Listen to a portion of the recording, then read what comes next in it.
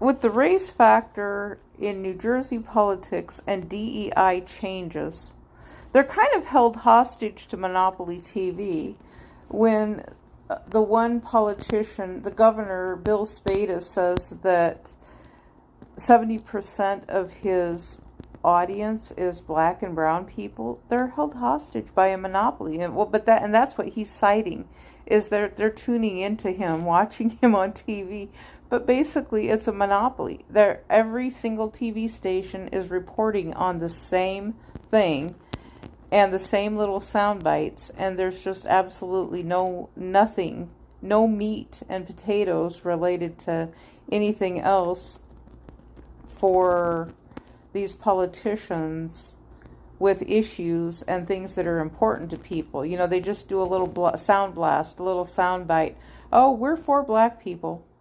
We're for women. We're for veterans. We're for this. We're for this. So it's just more of the identity politics. And so they're addressing the DEI policy changes.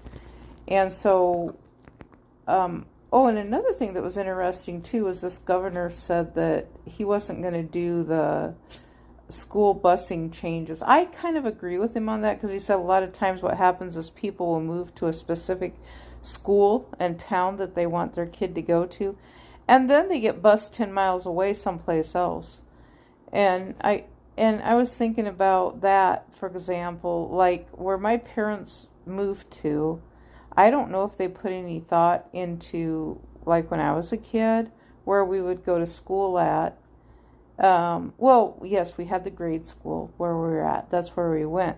But I was thinking about that the high school, because we were on the side of town where we would go to what would be considered, it would have been considered the affluent side of town, related to the town we lived in. But the truth is, it didn't matter, because both schools were kind of skanky anyway. It didn't matter which school we went to. They were both pretty much the same, and one education was not any better than any other education. And I found that the second school that we moved to, that was supposed to be where the poor side of town, you know, the south side of town, the poor side of town, actually it was more laid back, and I liked that one a lot better than the one that was on the north side of town.